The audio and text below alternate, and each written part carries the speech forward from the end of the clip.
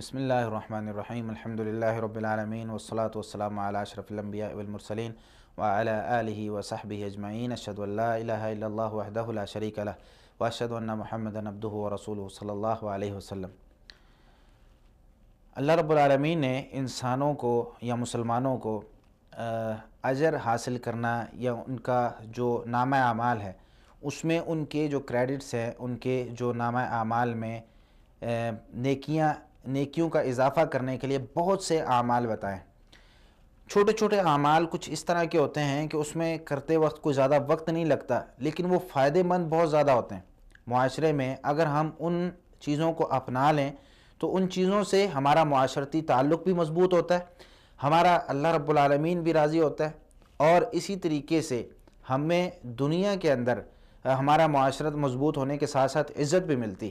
مثال کے طور پر ان کاموں میں سے ایک کام ہے مریض کی عیادت کرنا۔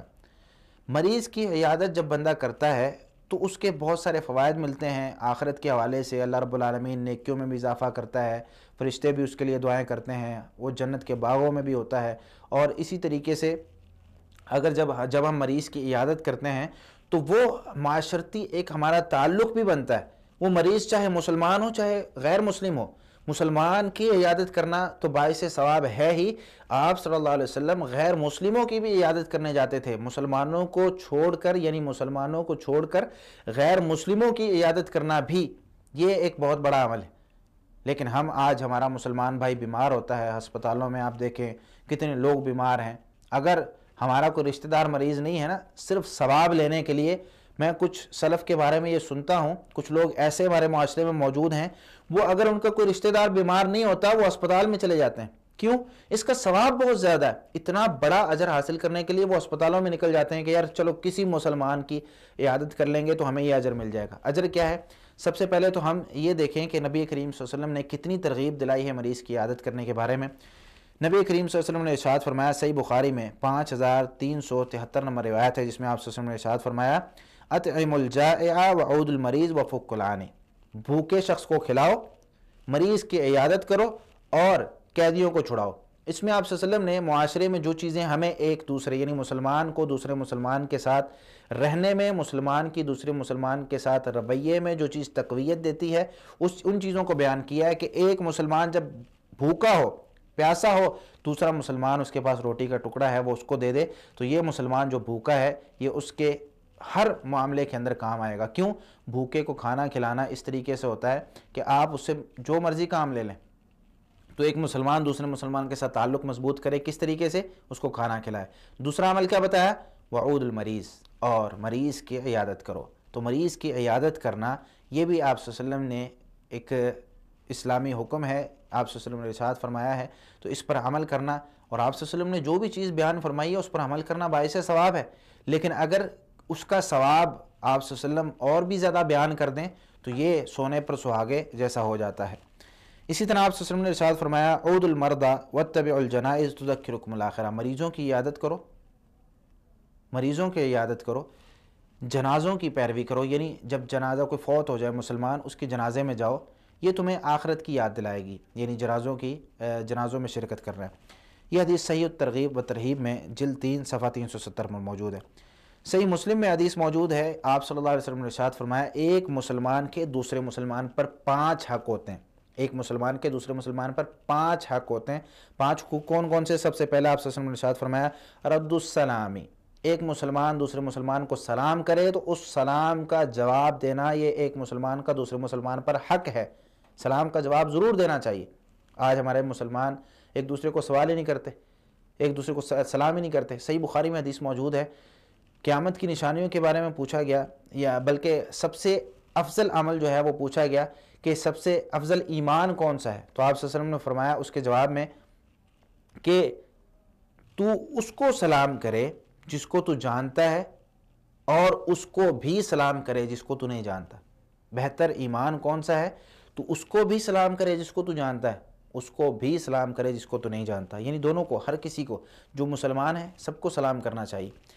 اسی طرح دوسری جو چیز ہے ایک مسلمان کے دوسرے مسلمان پر حقوق میں سے دوسرا حق یہ ہے کہ جب ایک مسلمان چھینک مارے تو دوسرا اس کی چھینک کا جواب دے۔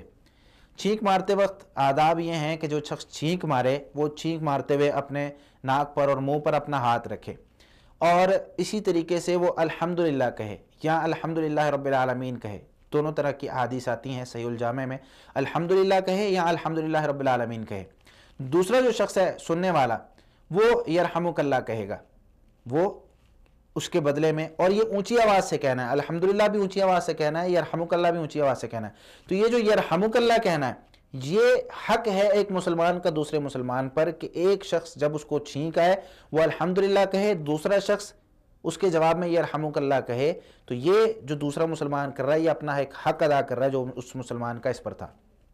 پھر آگے سے یہ شخص جو چھینک مارنے والا ہے یہ کہے گا یہدیکم اللہ ویصلح بالکم، اللہ مجھے اور جو تمہیں ہدایت دے اور تمہاری حالت درست کر دے۔ تو یہ ایک دعا ہے جو آپ صلی اللہ علیہ وسلم نے سکھائی ہے۔ تو دوسرا حق کیا ہے ایک مسلمان کا دوسرے مسلمان پر کہ جب وہ چھینک مارے تو چھینک کا جواب دے، یعنی یرحمک اللہ کہے۔ تیسرا ہے کہ جب ایک مسلمان دعوت دے تو اس کی دعوت کو قبول کرے۔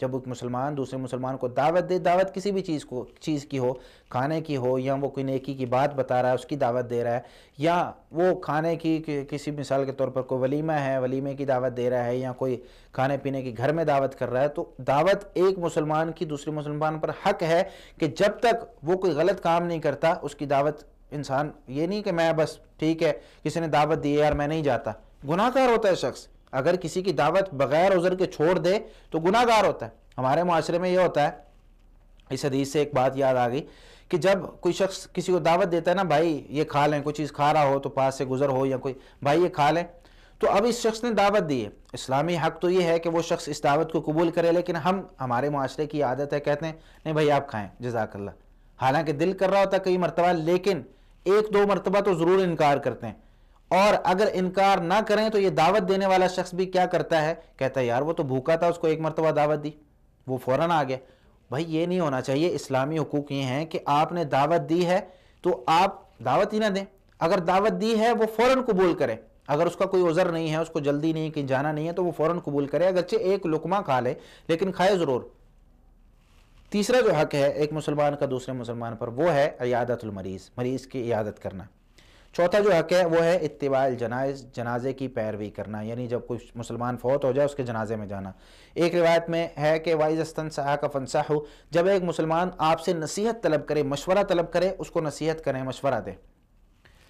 اسی طرح صحیح مسلم میں حدیث موجود ہے جس میں آپ صلی اللہ علیہ وسلم نے یہ ارشاد فرمایا ہے، صحیح مسلم میں 2569 نمبر روایت ہے، آپ صلی اللہ علیہ وسلم فرماتے ہیں، اللہ تعالیٰ فرماتا ہے قیامت والے دن اللہ تعالیٰ کہے گا اے ابن آدم میں بیمار تھا، تو نے میری عیادت کیوں نہیں کی؟ وہ آگے سے ابن آدم کہے گا، انسان کہے گا اللہ تو کیسے بیمار ہو سکتا ہے، وہ انت رب العالمین، تو رب العالمین ہے۔ اللہ تعالیٰ کہیں گے میرا فلاں بندہ بیمار تھا تو نے اس کی عیادت نہیں کی، میرا فلاں بندہ بیمار تھا تو نے اس کی عیادت نہیں کی، اگر تو اس کی عیادت کرتا تو مجھے وہاں پاتا۔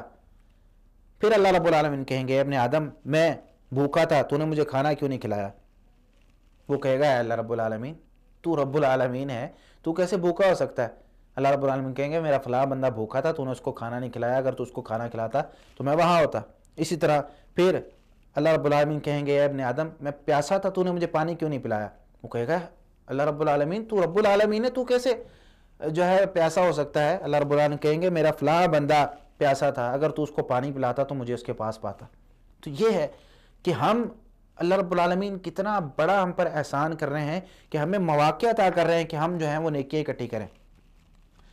اب اجر کی طرف آتے ہیں کہ کچھ احادیث میں عیادت المریض کی واضح طور پر جو ہے وہ کچھ خوبیاں اور کچھ اجر جو ہے اس کا موجود ہے، جس طرح کہ نبی کریم صلی اللہ علیہ وسلم فرمایا کہ ان المسلم اذا عاد اخاہ المسلم لم یزل فی غرفۃ الجنہ، جب ایک مسلمان دوسرے مسلمان کی عیادت کرتا ہے تو وہ مسلسل جنت کے باغوں میں ہوتا ہے، جنت کے باغ میں مسلسل وہ جب تک اس کی عیادت کر رہا ہے اس وقت جنت کے باغ میں۔ سنن ترمذی میں امام احمد شاکر رحمہ اللہ کی تخریج کے ساتھ جلد 3 صفحہ 290 پر سند صحیح ہے۔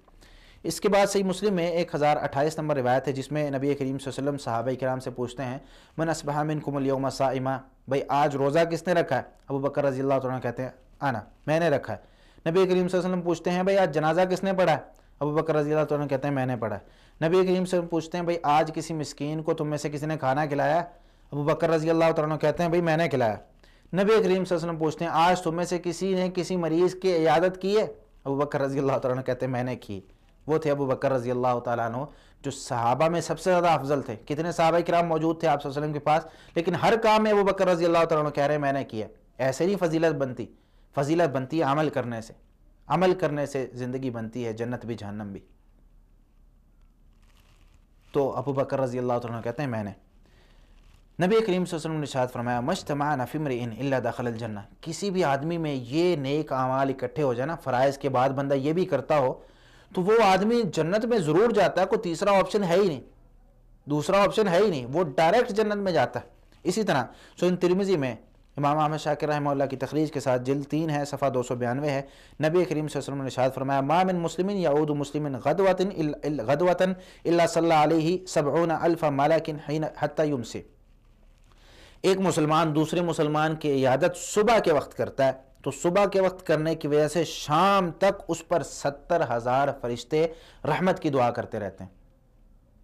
ایک شخص دوسرے مسلمان کی عیادت کرتا ہے صبح کے وقت, شام تک 70,000 فرشتے, 1 2 10 12 15 نہیں, 1000 نہیں, 10,000 نہیں, 70,000 فرشتے شام تک رحمت کی دعا کرتے ہیں. اور فرشتوں کی دعائیں قبول ہوتی ہیں, فرشتے گناہ گار نہیں ہوتے. تو رحمتیں لینی ہیں, اللہ کی رحمتیں اپنے اوپر, رحمتوں کا نزول کروانا ہے, تو کسی مریض کو ڈھونڈیں, اس کی عیادت کریں. مریض نہیں ملتا, ہسپتال میں چلے جائیں, ہسپتال ہر شہر میں موجود ہوتا ہے تقریباً, تو وہاں جائیں, مریض کی عیادت کریں, اتنا ثواب حاصل کریں. اسی طرح وَإِنْ عَادَهُ عَشِيَّةً إِلَّا صَلَّى عَلَيْهِ 70,000 مَلَكٍ حَتَّى يُصْبِحَ وَكَانَ لَهُ خَرِيفٌ فِي الْجَنَّةِ. اگر شام کے وقت کرے, صبح تک 70,000 فرشتے اس کے لیے رحمت کی دعا کرتے رہتے ہیں, اور اس کے لیے جنت میں ایک باغ بنا دیا جاتا ہے. جنت میں باغ بھی مل رہا ہے, 70,000 فرشتے رحمت کی دعا بھی کر رہے ہیں, صبح کرے شام تک, شام کو کرے صبح تک. اور کیا چاہیے, کتنی فضیلتیں چاہیے ہمیں. کون سے ایسے اعمال ہیں جو ہم کریں گے اور ہمیں اتنے بڑے بڑے اجر ملیں گے. چھوٹا سا عمل ہے. مسلمان وہ تو اگلا خوش ہوگا ہی ہوگا, لیکن اللہ کتنا خوش ہو رہا ہے. پھر اگلی حدیث میں نبی کریم صلی اللہ علیہ وسلم نے ارشاد فرمایا من عاد مریضا نادى مناد من السماء. جو کسی مریض کی عیادت کرتا ہے, آسمان سے آواز لگانے والا آواز لگاتا ہے, طبت وطاب ممشاک وتبوأت من الجنت منزلا. سنن ابن ماجہ میں 1443 نمبر روایت ہے اور حسن درجے کی ہے. اس روایت میں وہ منادی لگانے والا آواز لگاتا ہے, فرشتہ کہتا ہے طبت, تو بہترین بندہ ہے, تو پاک ہے, صاف ہے, بہت زبردست تو دنیا کے اندر موجود ہے. وطاب ممشاک, اور تیرا جو رستہ ہے آخرت کا وہ بھی بالکل سیدھا اور پاک صاف واضح ہو گیا ہے. وتبوأت من الجنت منزلا, اور تیرا جنت میں ایک گھر بھی بن چکا ہے. اسی طرح ایک حدیث میں سنن ابن ماجہ میں ہی 1442 نمبر روایت ہے, سند صحیح ہے. نبی کریم صلی اللہ علیہ وسلم ارشاد فرماتے ہیں من اتی اخاه المسلم عائدا مشى في خرافة الجنة حتى يجلس فی خرافۃ الجنہ حتی یجلس. ایک آدمی دوسرے مسلمان کی عیادت کرنے کے لیے آتا ہے, تو وہ اس کے پاس آ کر اس کی عیادت کرتا ہے, جنت کے باغوں میں رہتا ہے, حتی یجلس, حتیٰ کہ بیٹھ جائے. فَإِذَا جَلَسَ غَمَرَتْهُ الرَّحْمَةُ, جب بیٹھ جاتا ہے تو اس کو رحمت ڈھانپ لیتی, وہ اللہ کی رحمت میں ہوتا ہے. اسی طرح نبی کریم صلی اللہ علیہ وسلم نے, یہ تو مسلمانوں کی تھے, نبی کریم صلی اللہ علیہ وسلم ایک یہودی بچے کی عیادت کرنے کے لیے گئے, غیر مسلم کی عیادت کرنے کے لیے گئے. صحیح بخاری میں 3616 نمبر حدیث ہے. ایک عربی ایک جو ہے بچہ نبی کریم صلی اللہ علیہ وسلم کی روایت 1356 نمبر پر ہے صحیح بخاری میں. ایک بچہ نبی کریم صلی اللہ علیہ وسلم کی خدمت کیا کرتا تھا. نبی کریم صلی اللہ علیہ وسلم اس کے پاس گئے اور جا کر اس کو کہا کہ کلمہ پڑھ لے. وہ بیمار تھا, نبی کریم صلی اللہ علیہ وسلم نے اس کو کہا کلمہ پڑھ لے. اس شخص نے اپنے باپ کی طرف دیکھا, باپ اس کو کہتا ہے کہ آتے ابو القاسم, نبی کریم صلی اللہ علیہ وسلم کی اطاعت کر اور کلمہ پڑھ لے. تو نبی کریم صلی اللہ علیہ وسلم وہاں سے نکلے, کہنے لگے الحمدللہ الذی انقذہ من النار, اس ذات کی تعریف ہے, اس اللہ کی تعریف ہے جس نے اس کو آگ سے بچا لیا. اس حدیث سے بہت سے سبق ملتے ہیں. ایک غیر مسلم کی عیادت کرنی چاہیے, اگر وہ جو ہے بیمار ہے اس کی بھی عیادت کرنی چاہیے, اس سے ہماری دعوت پھیلے گی. دوسری, دعوت دوسرے کو دینا یہ ہمارا فرض ہے. آپ صلی اللہ علیہ وسلم لوگوں کو دعوت دیتے تھے, آپ صلی اللہ علیہ وسلم لوگوں پر فتوے نہیں لگاتے تھے کہ تو کافر ہو چکا ہے بس تو جہنمی ہے, یا صحابہ کرام لوگوں پر فتوے نہیں لگاتے تھے. اسلامی شعار یہ ہے کہ ہمیشہ لوگوں کو جنت میں داخلے کے لیے کوشش کریں, لوگوں کو دوزخ سے بچانے کے لیے کوشش کریں. آپ صلی اللہ علیہ وسلم کفار کے پاس جاتے ہیں دعوت دینے کے لیے, پتھر کھاتے ہیں دعوت دینے کے لیے, لوگوں کو آگ سے بچانے کے لیے. لیکن ہاں, آج ہمارے معاشرے میں کچھ لوگ لوگوں کو اسلام سے خارج کر رہے ہیں, لوگوں کو داخلے کی کوشش نہیں کر رہے, لوگوں کو اسلام سے جو ہے خارج کرنے کی کوشش کر رہے ہیں. تو یہ حدیث ایک بہت بڑا سبق ہے کہ بھئی ہم نے لوگوں کو اسلام میں داخل کرنا ہے، لوگوں کو کافر نہیں قرار دینا، مشرک نہیں قرار دینا، لوگوں کو دعوت دینی ہے کہ وہ اسلام کی طرف آ جائیں، اور آخری وقت تک دعوت دینی ہے جب تک وہ فوت نہ ہو جائے۔ فوت ہو جائے پھر اس کا معاملہ اللہ کے ساتھ، اگر کافر فوت ہوا ہے تو اس کے لیے دعا نہ کریں، لیکن دنیا میں اس کی ہدایت کے لیے دعا کریں کہ اللہ اس کو ہدایت دے دے۔ تو مریض کی عیادت بہت بڑا اجر بھی ہے، اور معاشرے میں ہمارے ایک دوسرے مسلمان کے ساتھ تعاون کی ایک بہت بڑی فضا بھی قائم ہوگی۔ اللہ رب العالمین ہمیں قرآن و حدیث سمجھ کر عمل کرنے کی توفیق عطا فرمائے۔ وما علی الا البلاغ المبین۔ جزاکم اللہ خیرا۔ السلام علیکم ورحمۃ اللہ وبرکاتہ۔